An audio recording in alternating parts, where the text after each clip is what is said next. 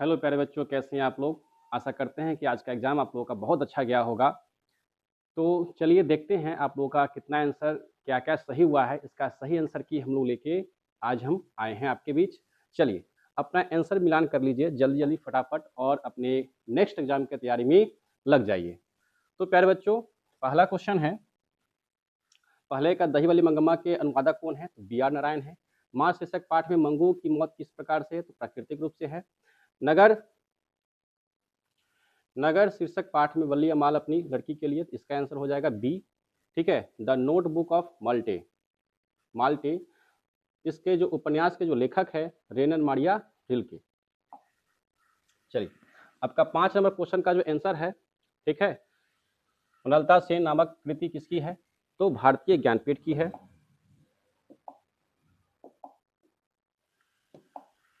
चलिए 6 नंबर का आपका आंसर हो जाएगा हिरोशिमा। 7 का आंसर आपका हो जाएगा निम्नलिखित में कौन शीर्षक हमारी बेप्रवाहियों की बाहर विपरीत परिस्थितियों में लगातार लड़ते हुए बढ़ते जाने वाले जीवन के चरित्र प्रस्तुत करती है? तो हमारे निम्नलिखित में से कौन सम्मान कवि कुंवर नारायण को प्राप्त है? तो इनमें से सभी सम्मान क्या है? कुंवर नारायण को प्राप्त है। सचिदानंद हीरानंद वतसियन अज्ञन द्वारा लिखी है, कौन सा उपन्यास नहीं है? तो अरे यायावर रहेगा याद। ठीक है। चलिए जनतंत्र का जन्म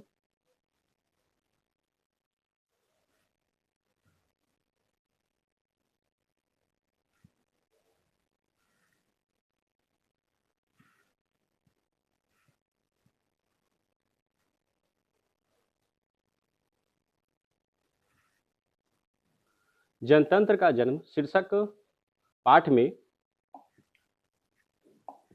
जनता को पुल भटकती चिढ़ाती क्या है? तो इसका आंसर हो जाएगा भूडोल होता है। ठीक है। द का उच्चारण स्थान दंत हो जाएगा। निम्नलिखित में से कौन दंतोष्ठ ध्वनि है? तो इसका आंसर हो जाएगा छोटी ई। बड़ी के उच्चारण स्थान क्या है? तालु है। छंद साल में दीर्घ मात्रा को क्या कहते हैं? गुरु कहते हैं। निम्नलिखित में कौन अल्पप्राण व्यंजन है? तो इसका आंसर आपका च हो जाएगा, ऑप्शन नंबर बी। चलिए द्विमात्रक स्वर किसे कहते हैं? दीर्घ स्वर को द्विमात्रक स्वर कहते हैं। नाद की दृष्टि से वर्णों के उच्चारण में स्वरत्व झांकृत होती है, उसे क्या कहते हैं? उसे कहते हैं घोष। केवल मुंह से बोले जाने वाला सस्वर वर्णों को क्या कहते हैं? तो निर्नुनासिक कहते हैं। निम्नलिखित में कौन अंतस्थ व्यंजन है? तो ल यर लव अंतस्थ व्यंजन होता है। निम्नलिखित में कौन सा उसमें व्यंजन है? तलाब मूर्धन्स दंस और ह क्या होता है? उसमें व्यंजन होता है। हिंदी साहित्य की भूमिका किसकी रचना है? हजारी प्रसाद द्विवेदी। अपरिहार्य शब्द का अर्थ क्या है? तो जिसे छोड़ा ना जा सके, अनिवार्य। सहजात वृत्ति का अर्थ क्या है? ठीक है, जन्म के साथ पैदा होने वाली वृत्ति या स्वभाव। आदि लेख का अर्थ क्या है? अत्यंत प्राचीन प्रारंभिक लेख।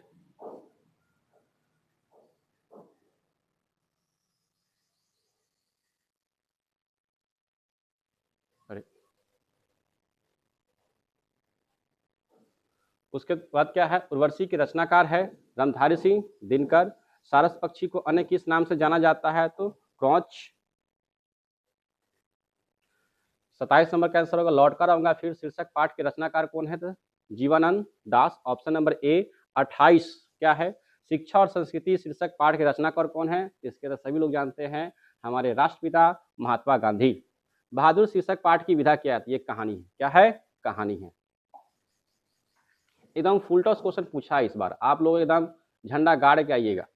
ठीक है। 30 नंबर क्या है? भारत माता शीर्षक पाठ के रचनाकार कौन है? तो सुमित्रा नंद पद। जो ऑप्शन नंबर बी मारे हैं कृपया नाचिए आप लोग। ठीक है, चूंकि आपका सारा आंसर सही हो रहा है। निम्नलिखित में कौन सा यन स्वर संधि का उदाहरण है? तो यद्यपि है। निम्नलिखित में कौन व्यंजन संधि का उदाहरण है? तो अहंकार। निम्नलिखित में कौन सा विसर्ग संधि का उदाहरण है? तो निश्चल। जब एक व्यंजन अपने समान अन्य व्यंजन से मिलता है तो उसे क्या कहते हैं? तो ए और बी इसका दोनों आंसर होगा। लेने के देने पर ना। मुहावरे का अर्थ क्या होता है? लाभ के बदले हानि। सिर से पैर तक के लिए कौन सा एक शब्द है? तो अपाद मस्तक। निम्नलिखित में कौन सा शुद्ध वाक्य है? लाश जल गई। 38 नंबर क्या है? आरंभ का विलोम क्या है? तो ऑप्शन नंबर डी अंत। 39 का क्या होगा? उत्तम का विलोम शब्द क्या है? तो ऑप्शन नंबर डी अनुचित। 40 का है पंडित का विलोम शब्द क्या है? तो ऑप्शन नंबर ए मूर्ख। परंपरा का मूल्यांकन शीर्षक पाठ के अनुसार साहित्य के निर्माण में किसकी भूमिका निर्णायक रही? तो ऑप्शन नंबर ए, प्रतिभाशाली मनुष्यों की भूमिका। चलिए 40 नंबर क्वेश्चन देखिए, सॉरी 42 नंबर क्वेश्चन देखिए, लेखक अमरकांत का जन्म क्या हुआ? तो option number A, Ballia Uttar Pradesh में। 43 नंबर क्वेश्चन है, नागरिक लिपि शीर्षक पाठ कहाँ से लिया गया है? तो ऑप्शन नंबर डी, भारतीय लिपियों की कहानी से। 44 नंबर है, नाखून क्यों बढ़ते हैं? ठीक है, शीर्षक पाठ के अनुसार मनुष्य के द्वारा नाखून काटने की जो प्रवृत्ति है वह किसकी निशानी है? तो मनुष्यता की निशानी है। संस्कृत 45 नंबर क्वेश्चन है, संस्कृत, ग्रीक और लैटिन भाषाओं में समानता से मैक्स मूर ने किसे अवगत कराया था? सर विलियम जोन्स, यानी कि ऑप्शन नंबर बी। 43 नंबर है आपका, नलिनी विलोचन शर्मा की माता का क्या नाम था? तो option number C, Ratnavati Sharma. 47 number है, डॉक्टर भीमराव अंबेडकर ने किसको भारत में बेरोजगारी की एक प्रमुख और प्रत्यक्ष कारण माना है? तो जाति प्रथा को। ठीक है, चलिए क्वेश्चन 47 तक हो गया है। अब हम लोग देखते हैं 48। सोफर का क्या अर्थ, सोफर किसको कहते हैं? सोफर का अर्थ क्या होता है? तो सोफर का अर्थ होता है driver, option number C. 49 number है कि डॉक्टर भीमराव अंबेडकर का निधन कब हुआ? तो ऑप्शन नंबर बी, 1956 ईस्वी में दिल्ली में हुआ था। बांग्ला भाषा में खोखा किसे कहते हैं? तो बांग्ला भाषा में खोखा बच्चा को कहते हैं, यानी कि ऑप्शन नंबर ए। 51 नंबर है, निम्नलिखित में कौन सा पुल्लिंग शब्द है? तो ऑप्शन नंबर सी, आईना। 52 क्या है, निम्नलिखित में कौन सा स्त्रीलिंग शब्द है? तो ऑप्शन नंबर बी, चेष्टा। 53 नंबर है, अंकित मेला घूमने गया था, यह किस काल का उदाहरण है? तो गया था थे थी, क्या होगा? ऑप्शन नंबर बी, यानी कि भूतकाल। 54 नंबर है, घोड़ा बहुत तेज दौड़ता है, इस वाक्य में परिविशेषण क्या है? तो बहुत हो जाएगा, यानी कि ऑप्शन नंबर बी। चलिए, सोहन तैयार होकर विद्यालय गया, यह किस क्रिया का उदाहरण है? यह है पूर्णकालिक क्रिया। 56 क्या है, कक्षा में सब छात्र उपस्थित है, यह वाक्य किस विशेषण का उदाहरण है? तो इसका आंसर हो जाएगा ऑप्शन नंबर ए, निश्चित संख्यावाचक का।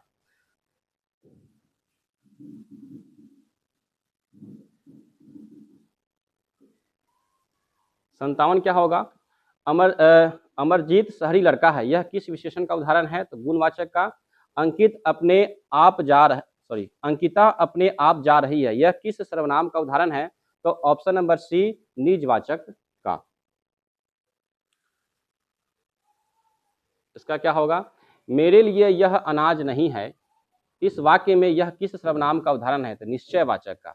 निम्नलिखित में कौन सा तत्सम है? तो तत्सम हो जाएगा आपका सूर्य, यानी कि ऑप्शन नंबर सी इसका सही आंसर है। चलिए आगे क्वेश्चन देखते हैं हम लोग।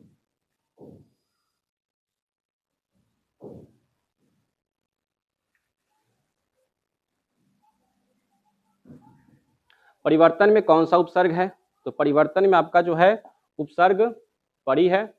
ठीक है, सुगम में कौन सा उपसर्ग है? तो सुगम में है आपका सु। 63 है, इंद्र का प्रवाची शब्द क्या होता है? तो पुरंदर, यानी कि ऑप्शन नंबर ए। 64 है आपका, घर का प्रवाची शब्द है, तो यानी कि ऑप्शन नंबर डी, निकेतन। आनंद का प्रवाची शब्द है प्रमोद, यानी कि ऑप्शन नंबर ए। 66 क्या है, गुरु गुड़ चेला चीनी, लोकोक्ति का क्या अर्थ है? ठीक है, तो इसका आंसर होगा आपका बी, गुरु शिष्य का गुरु से बढ़ जाना। बहुत अच्छा क्वेश्चन पूछा है। गुरु, अरे क्या हुआ, गुरु गुड़ चेला चीनी, लोकोक्ति का क्या अर्थ है? गुरु का, सॉरी, शिष्य का गुरु से आगे बढ़ जाना। प्यारे बच्चों, आप लोग क्या कीजिए, हमारे चैनल को सब्सक्राइब कीजिए और ये आंसर की अपने दोस्तों के बीच शेयर कीजिए, ताकि हमारा भी मनोबल बढ़े, ताकि हम आपका सही सही आंसर की और सही समय पे आपका डाल सके, ताकि आप लोग सही से मिलान कर सके। तो आपको आंसर की अच्छा लग रहा है, वीडियो अच्छा लग रहा है, तो कृपया करके हमारे चैनल को लाइक कीजिए, सब्सक्राइब कीजिए और अपने दोस्तों के बीच शेयर कीजिए। चलिए जल्दी से हम लोग आंसर मिला लेते हैं।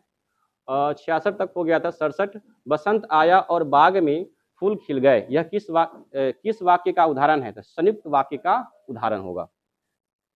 चलिए नेक्स्ट क्वेश्चन देखते हैं हम लोग।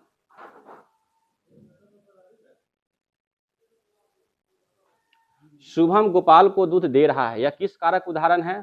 को संप्रदान को के लिए होगा, यानी कि ऑप्शन नंबर बी 69 हो जाएगा। माँ ने बच्चों को सुलाया, यह किस कारक का उदाहरण है? तो हो जाएगा कर्म, कर्ता ने कर्म को, ये हो जाएगा यहाँ पे ऑप्शन नंबर सी कर्म को। बुढ़िया का बहुवचन क्या होगा? तो बुढ़िया हो जाएगा, चंद्रबिंदु लगेगा यहाँ पे, यानी कि ऑप्शन नंबर डी। ठीक है, उसके बाद 71 क्या, कुल श्रेष्ठ किस तत्पुरुष समास का उदाहरण है? तो अधिकरण, कुलों में श्रेष्ठ, अधिकरण में पर। चंद्रशेखर किस समास का उदाहरण है? तो इसका आंसर हो जाएगा ऑप्शन नंबर ए, बहुव्रीहि समास। चंद्र है शेखर पर जिसके। ठीक है, 11 क्या हो जाएगा? गाय बल किस समास का उदाहरण है? तो गाय और बैल, यानी कि द्वंद्व समास का उदाहरण हो जाएगा, यानी कि ऑप्शन नंबर सी।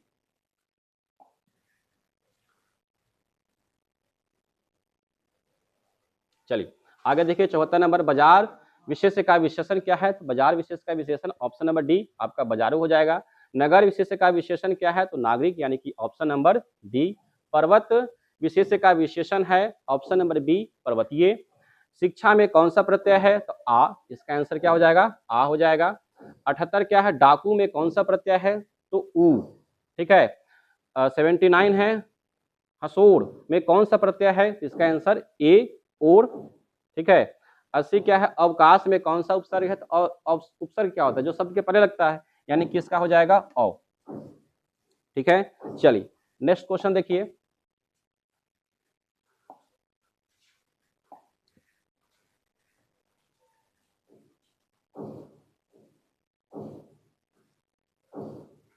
चलिए, निम्नलिखित में कौन देशज शब्द है? खिचड़ी क्या हो जाएगा? देशज शब्द हो जाएगा। मेरे अध्यापक बहुत भले हैं, इस वाक्य में प्रयुक्त बहुत भले किस पदबंध का उदाहरण है? तो विशेषण प्रबंध का उदाहरण होगा, यानी कि ऑप्शन नंबर बी। 83 क्या है? दिवाली किस संज्ञा का उदाहरण है? तो ऑप्शन नंबर ए, व्यक्तिवाचक का। 84 क्या है? निम्नलिखित में कौन जातिवाचक संज्ञा का उदाहरण है? तो डी, प्रोफेसर। तेल किस संज्ञा का उदाहरण है? तो ऑप्शन नंबर सी, द्रव्यवाचक का। निम्नलिखित में कौन कर्मवाचक का उदाहरण है? तो ऑप्शन नंबर सी, अंजलि के द्वारा रोटी पकाई गई। 87 क्या है? आजीवन किस समास का उदाहरण है? तो ऑप्शन नंबर डी, अव्ययीभाव समास का।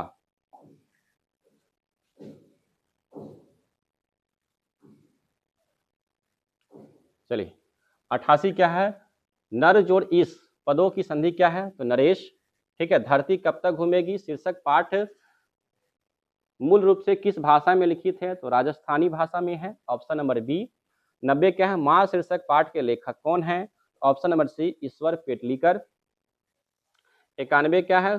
कवि सुमित्रानंदन पंत ने भारत माता को कैसा चित्रण प्रस्तुत किया है? तो ऑप्शन नंबर सी, यथार्थ। ठीक है, 92 कवि बद्री नारायण चौधरी प्रेमघन के अनुसार किस वृत्ति का विकास चारों ओर हुआ है? तो ऑप्शन नंबर ए, दास वृत्ति का। कवि घनानंद के अनुसार प्रेम का सिद्धांत है ऑप्शन नंबर ए, एक निष्ठा और पूर्ण समर्पण का। 94 क्या है? कवि रस खान ने पठित पाठ में राधा कृष्ण के प्रेममय युगल का वर्णन किया है, तो क्या होगा? दोहा चरपाई में, ऑप्शन नंबर बी। चलिए अब हम लोग नेक्स्ट क्वेश्चन देखते हैं।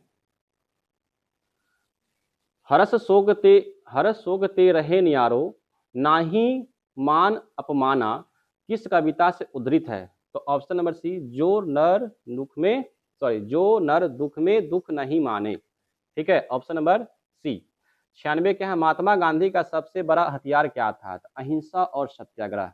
ठीक है, ये तो बच्चा बच्चा जानता है, भारत का बच्चा बच्चा जानता है कि महात्मा गांधी का सबसे बड़ा हथियार क्या था?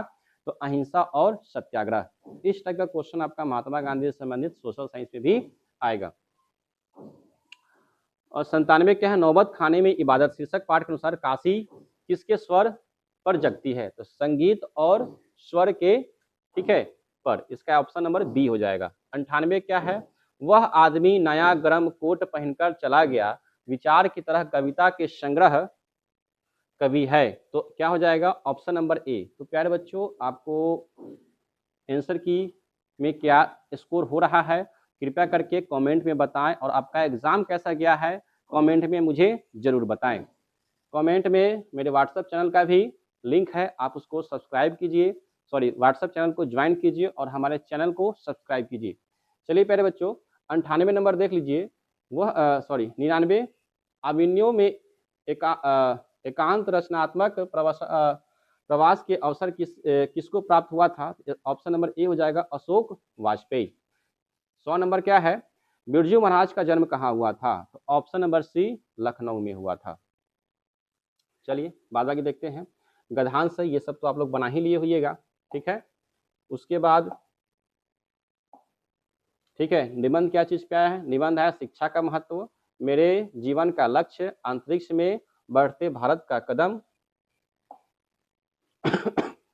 वसंत ऋतु और रक्षाबंधन। ये दो आपका इजी था, ये दोनों आप लोग लिखे होंगे तो काफी आसान था आपके लिए। मतलब दोनों क्या, एक ही लिखना था।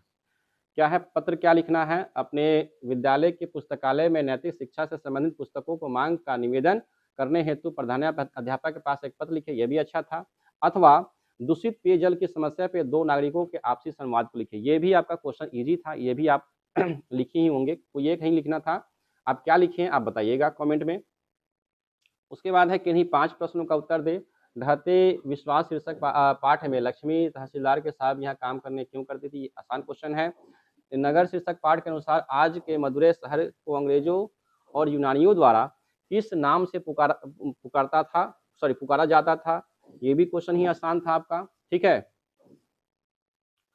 अनुप्रास अलंकार को परिभाषित करें, तो ये ग्रामर से क्वेश्चन है, अलंकार पढ़े तो आप आंसर दे सकते हैं, अन्यथा नहीं भी, है ना। किसी 5 प्रश्न का ही देना था, 10 क्वेश्चन है, किसी 5 जो आपको अच्छे से आते हैं मैक्सिमम, यानी कि क्वेश्चन लगभग आपका क्या है, लगभग आपका आसान क्वेश्चन है। हरिरास, ठीक है, हरिरस,